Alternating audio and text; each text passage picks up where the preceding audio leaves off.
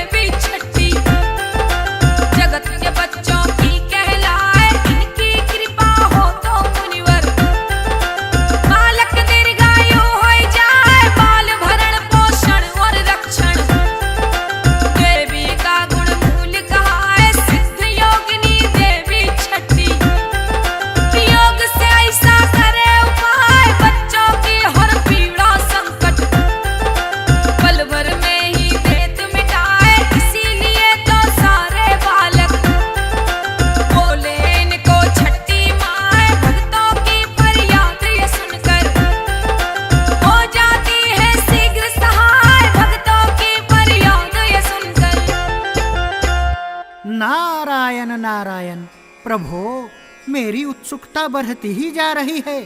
कृपया वर्णन को आगे बढ़ाइए प्रभो। ब्राह्मण, ये इतिहास भी सुनो। पुत्र प्रदान करने वाला ये परम सुखदायी उपाख्यान मैंने धर्मदेव के मुख से सुना है। नारायण नारायण, सुनाइए प्रभो, सुनाइए।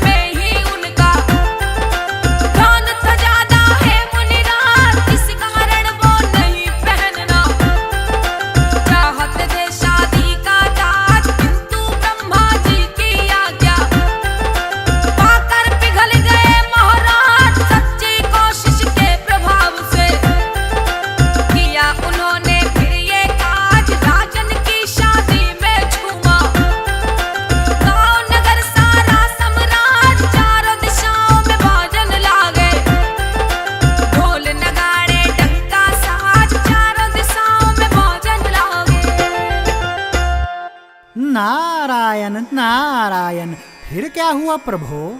मुने, फिर जो कुछ हुआ उससे राजन के चेहरे पर चिंता की लकीरें खिंच आईं।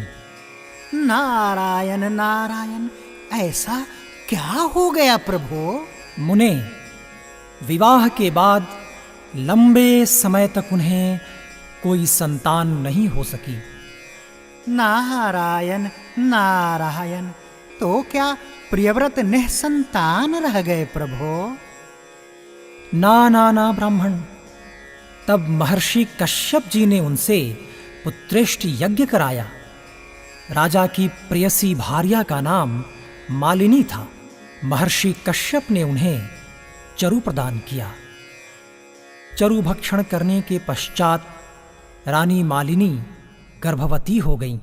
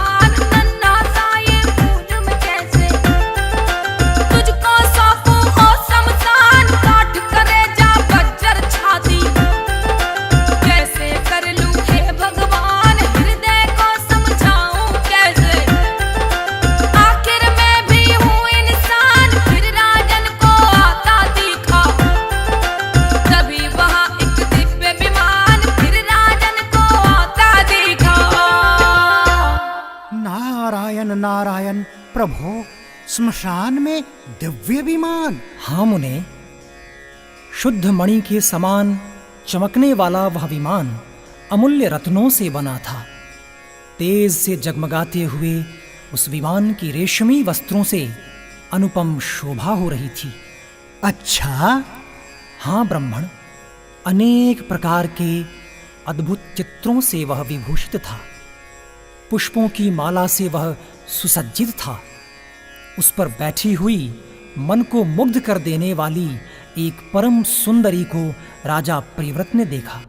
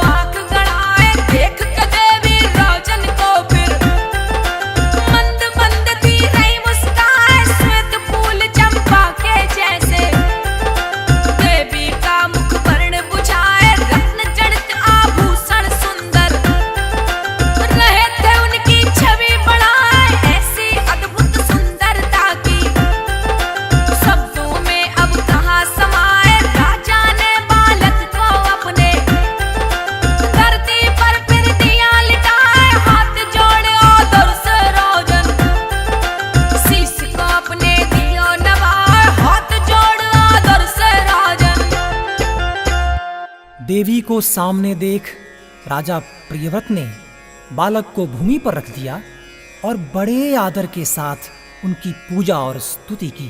नारायण नारायण, किंतु प्रभु, वो देवी कौन थी? ब्राह्मण, वो देवी षष्ठी थीं, स्कंद की प्रिया देवी षष्ठी। और उस समय वो अपने तेज से देदीप्यमान थीं। उनका शांत विग्रह ग्रीष्मकालीन सूर्य की भांति चमचमा रहा था। नारायण नारायण, देवी षष्ठी को देवसेना क्यों कहा जाता है प्रभु? पूर्व समय में देवता दैत्यों से ग्रस्त हो चुके थे। तब इस देवी ने स्वयं सेना बनाकर देवताओं के पक्ष में युद्ध किया था। इनके कृपा से देवता विजयी हुए थे। तभी से इनका नाम देवसेना पड़ गया। नारायण नारायण, प्रभु जगत को मंगल प्रदान करने में प्रवीण तथा देवताओं के रण में सहायता पहुंचाने वाली भगवती देवसेना से राजा प्रियव्रत ने क्या कहा?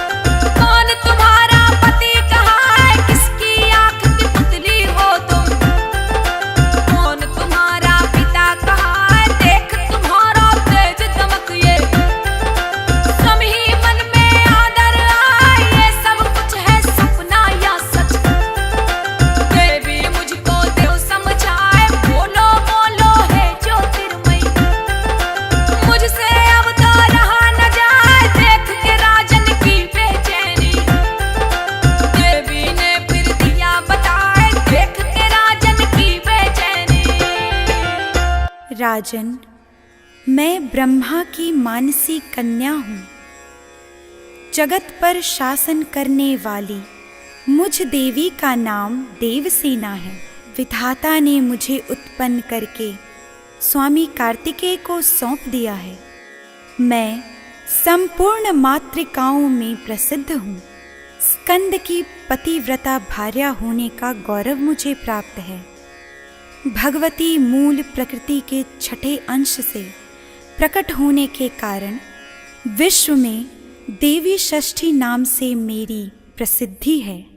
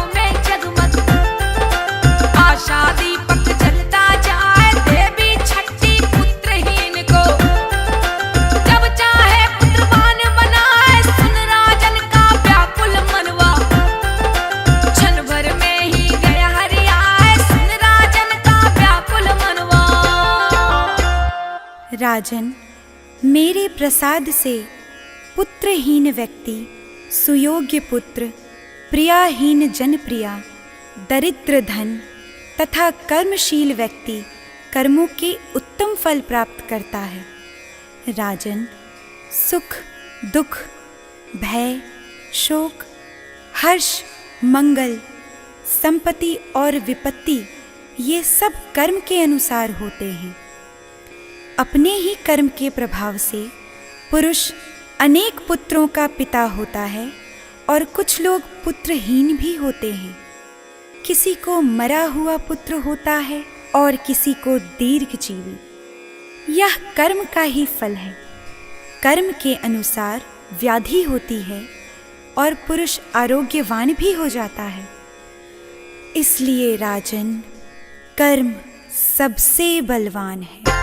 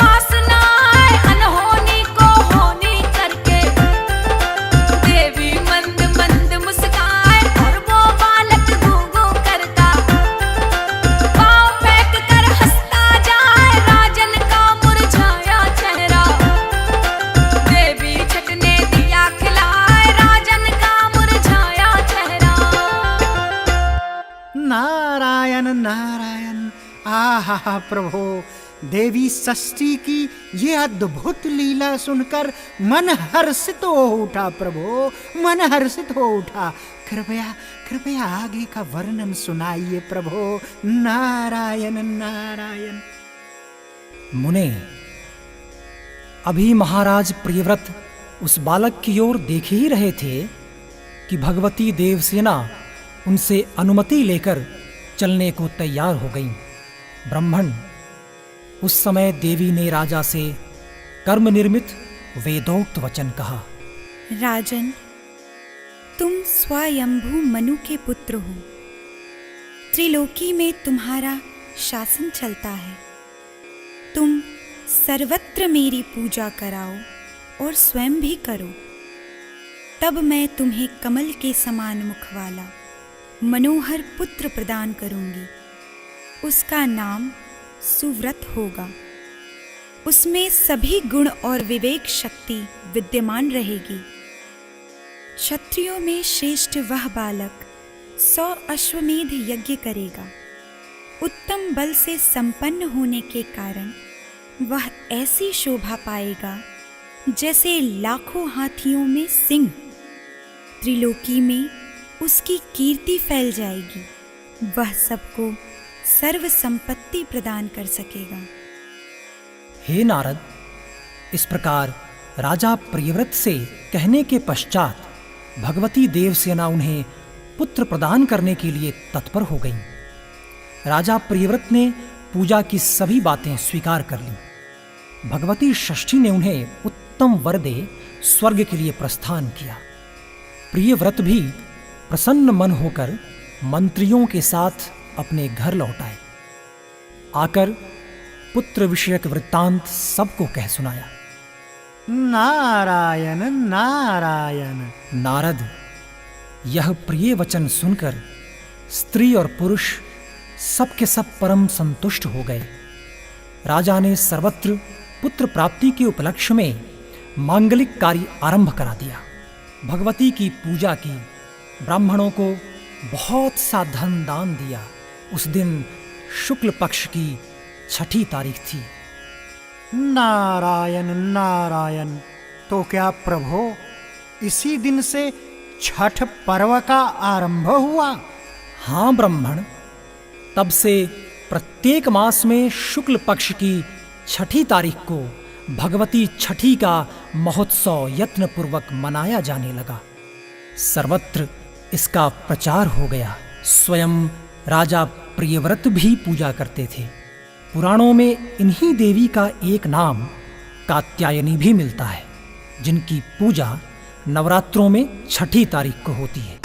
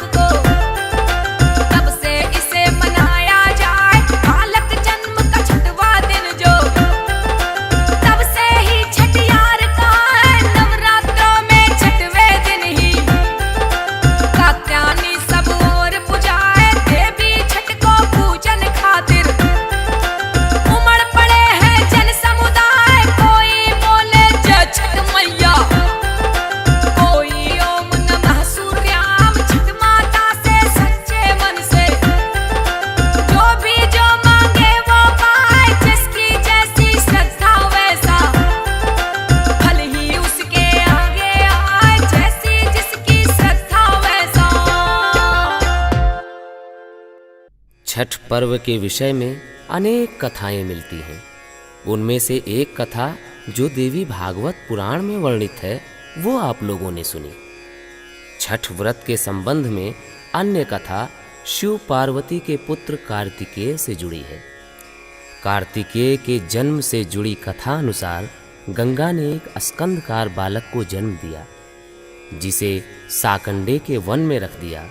उस वन में 6 कार्तिकाएं निवास करती थीं। उन सब ने स्कंद का लालन पालन किया, इसीलिए स्कंद का नाम कार्तिकेय पड़ा तथा वह कार्तिकाएं कार्तिक की 6 माताएं कहलाईं। जिन्हें हम छठ माता या छठ मैया कहते हैं। दूसरी मान्यता के अनुसार आसुरी शक्ति को पराजित करने के लिए देवताओं ने शिव पार्वती के कनिष्ठ पुत्र कार्तिकेय को सेना नायक के रूप में चुना।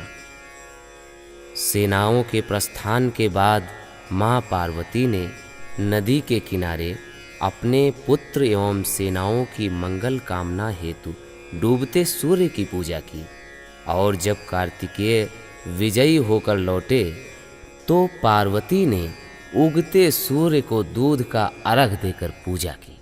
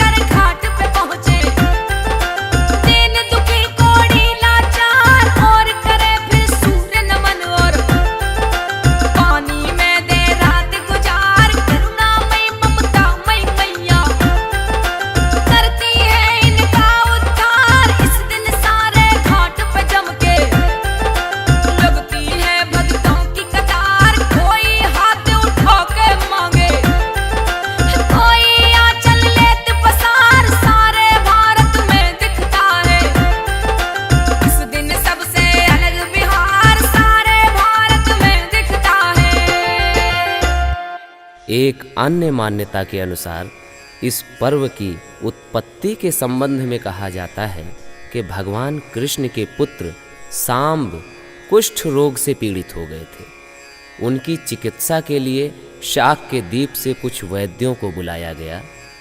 वैद्यों ने चिकित्सा के अलावा सूर्य षष्ठी व्रत का आस्था पूर्वक अनुष्ठान करने की सलाह दी। षष्ठी व्रत के परिणाम स्वरूप वे कुष्ठ रोग से मुक्त हो गए। उसी समय से मगध में सूर्य षष्ठी का प्रारंभ हुआ। बाद में मगध शासकों ने मगध क्षेत्र के बड़गांव नालंदा, देव औरंगाबाद, ओंगारी नालंदा और उलार पटना में सूर्य मंदिर का निर्माण कराया। मंदिर के साथ साथ तालाब भी बनवाए। आज भी इन चारों स्थानों पर दूर दूर से लोग हाथों में पूजा सामग्री, होठों पर लोकगीत लिए छठ व्रत करने आते हैं।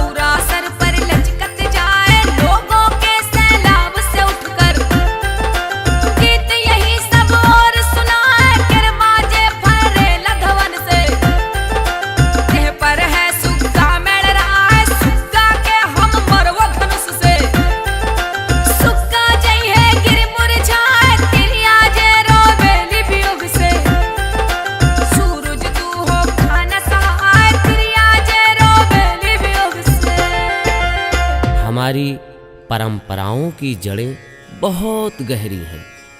अतः जितनी भी भारतीय परंपराएं प्रचलित हैं, प्रायः उन सभी का मूल स्रोत कहीं ना कहीं पौराणिक कथाओं में अवश्य मिलता है।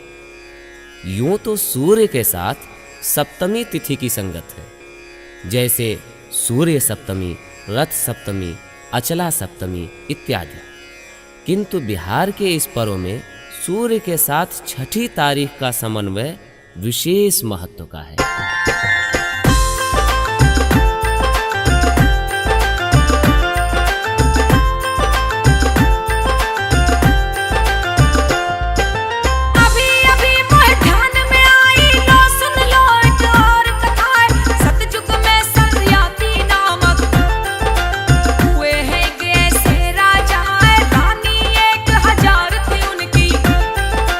ऐसा ही हम सुनते आए, किंतु उन्हें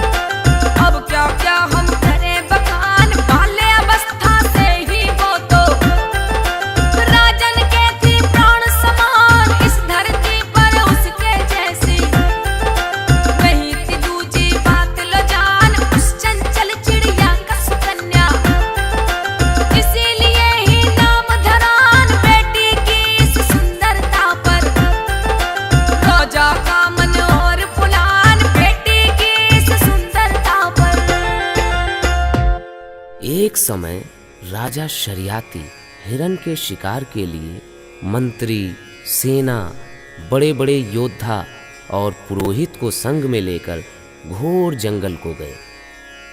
शिकार खेलने के लिए राजा को जंगल में वास करते हुए 10 दिन बीत गए। राजा शरियाती दिन में शिकार खेलकर रात्रि में स्त्रियों के साथ क्रीड़ा करते हुए जंगल में रहने लगे। फिर एक दिन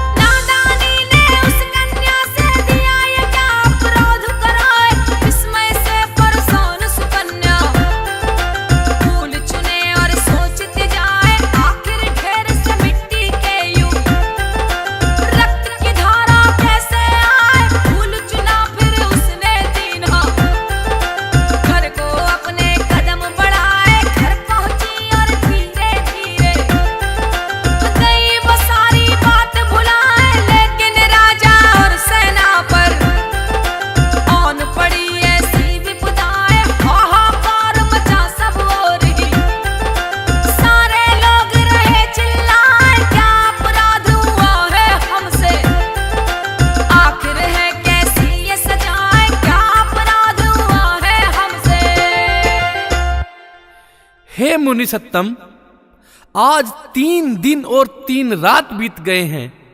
हमारी पूरी सेना हाहाकार कर रही है। कृपया आप अपनी दिव्य दृष्टि से देखकर बताइए कि आखिर क्यों हम सबका मलमूत्र बंद हो गया है।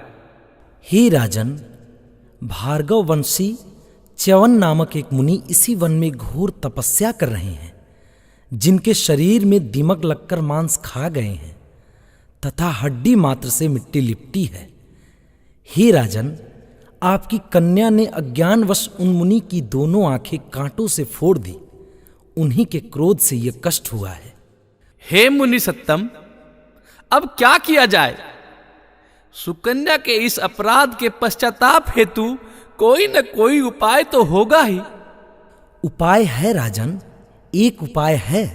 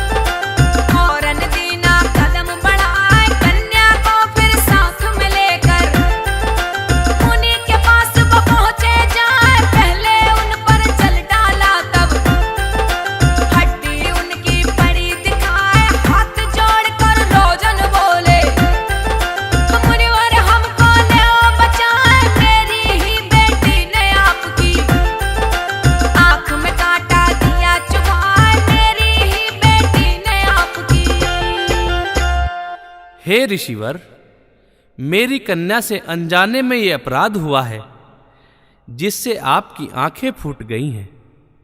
हे मुनिवर, आपकी सेवा के हेतु हम आपको अपनी कन्या देते हैं, जिससे आपको कष्ट न हो। राजा के वचन सुनकर ऋषि बड़े प्रसन्न हुए। उसी समय राजा शर्याति ने सुकन्या को ऋषि के लिए दान कर दिया। राजा से कन्या पाकर मुनि जी अति प्रसन्न हुए और क्रोध शांत हो गया। तब जाकर राजा और सेना को मलमूत्र हुआ और सेना सहित प्रसन्नचित्त राजा अपने देश को गए और सुकन्या नेत्रहीन च्यवन जी की सेवा करने लगी। कुछ समय बाद एक दिन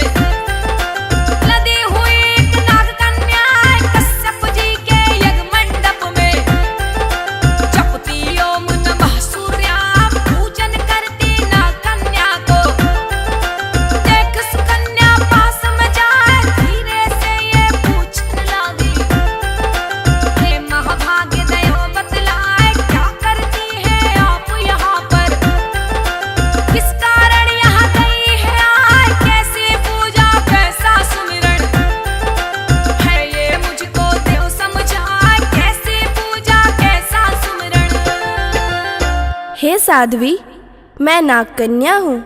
व्रत धारण कर कश्यप जी की पूजनार्थ यहाँ आई हूँ। इस व्रत का और पूजा का क्या प्रभाव है? क्या फल है?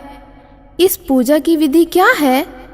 किस महीने और किस तिथि को यह उत्तम व्रत किया जाता है? कार्तिक शुक्ल षष्ठी को सप्तमी युक्त होने पर सर्व मनोरथ सिद्धि के लिए यह व्रत किया जाता है। व्रती को चाहिए कि पंचमी के दिन नियम से व्रत का धारण करे, सायंकाल में खीर का भोजन करके पृथ्वी पर सोए, छठ के दिन व्रत रहे, दिन में 4 रंगों से सुशोभित मंडप में सूर्य नारायण का पूजन करे और रात्रि में जागरण करे, अनेक प्रकार के फल और पकवान आदि का नैवेद्य लगावे और सूर्य नारायण के प्रीति के लिए गीत वाद्य आदि से गा बजाकर उत्सव मनावे। जिस समय तक सूर्य नारायण के दर्शन ना होवे तब तक व्रत धारण किए रहे। प्रातः काल सप्तमी को सूर्य नारायण के दर्शन करके अर्घ देवे।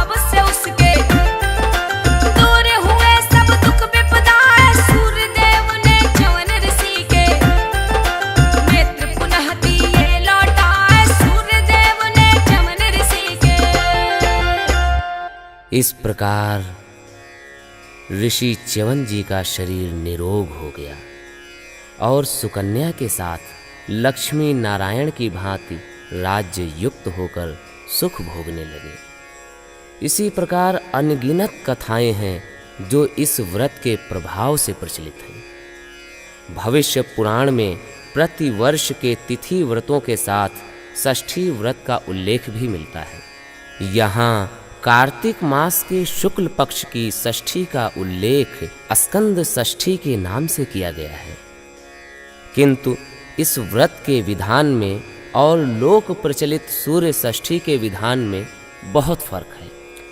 मैथिल वर्ष कृत्या विधि में प्रतिहार षष्ठी के नाम से सूर्य षष्ठी व्रत की चर्चा की गई है।